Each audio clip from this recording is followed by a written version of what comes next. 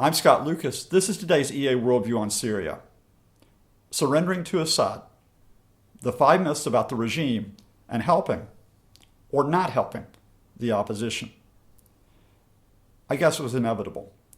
After months of hearing nonstop about extremist, jihadist, after hearing less and less about peaceful protest, about non-extremist opposition to President Assad, the conflict in Syria has been reduced to one where we should walk away, or even one where we should ally with President Assad.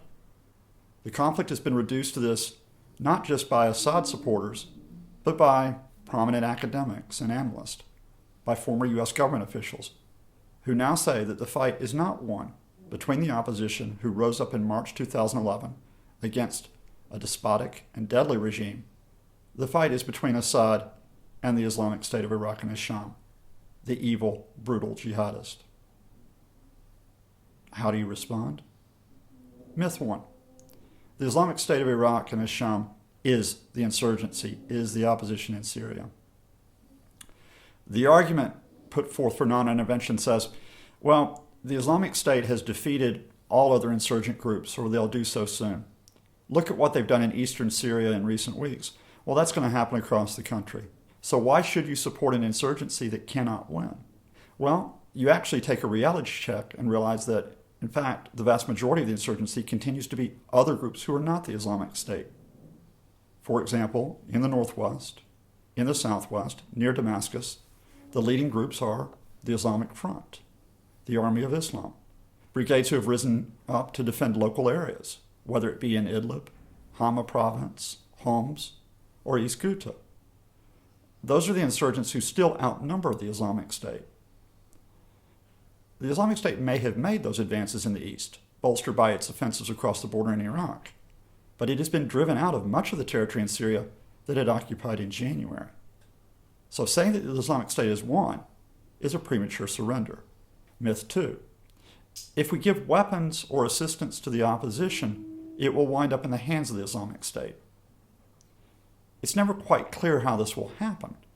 The Islamic State presumably will overrun insurgents, or possibly through corruption, weapons and material will be given to the extremist. But once again, the argument never actually looks in detail at what has happened with the arms, with the material that insurgents have received.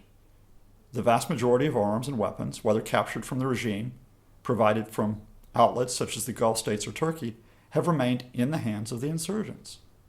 The vast majority of assistance that has been given to the political opposition has not been transferred to their extremist enemies. Why would they want to support the Islamic State by handing it over? Yes, there is corruption that occurs. There is corruption in any civil war. And yes, there are some groups within the insurgency who may try to turn a profit by selling on weaponry. But by no means are they the vast majority of the insurgency. And to represent that as such is, yes, a surrender. Myth 3.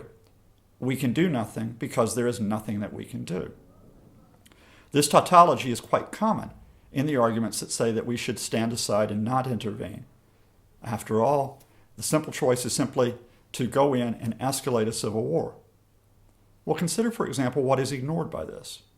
Since 2012, there has been an argument to establish protected zones. Zones for humanitarian corridors, for local councils to be able to operate. No-fly areas, where the Assad regime cannot wipe out the civilian population through barrel bombs and other explosives, as well as threatening ground offensives. That option is still there in 2014. In areas of northwest Syria, southwest Syria, there are belts of insurgent control. So the question is not whether or not you establish a protected zone, it's whether you have the political will to do so. Myth 4. In the end, it doesn't matter if we step away because the Syrian people will win. This is a less common theme, but it is one that Professor Cole puts prominently. The Assad regime, he says, is a very terrible regime. So sooner or later, the Syrian people will rise up against it because it is illegitimate in its carrying out of death and destruction. Well, that's a bit utopian to say the least. Because how long will you wait for weeks, months, years?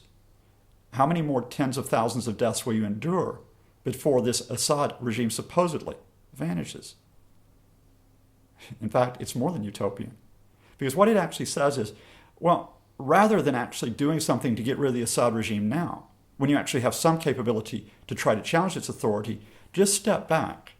And somehow magically, without assistance from anywhere, without money, without material, without supplies, somehow the opposition will be able to withstand not just repression, but the deadly force that is exerted upon it day after day after day. Myth 5. Indeed, maybe we should do something, but that something is to ally with Assad. Now, to be fair, this is not the argument that Professor Cole or that a Professor Landis would make, but it is one that former Ambassador Ryan Crocker makes. It is one that former U.S. government official Leslie Gelb makes. It's one that former CIA official Bruce Riddell makes. In other words, the fight is no longer between Assad and the opposition. It's between Assad and the evil extremists of the Islamic State of Iraq and Sham.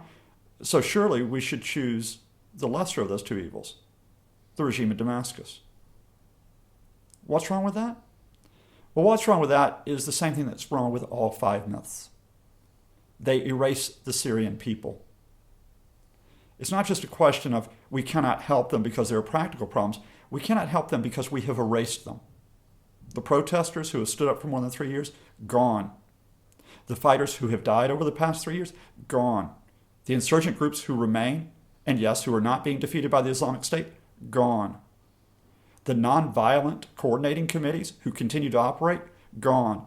In other words, you effectively dehumanized the Syrian conflict when you say it is simply the inhuman Assad versus the inhuman Islamic State. The 5 myths do not mean that you are doing good by walking away. They mean that you avoid doing good by helping those who might actually achieve something, rather than the continuing cycle of death, inhumanity, and repression of rights, justice, and a better way for Syrians. I'm Scott Lucas, and this has been today's EA Worldview on Syria.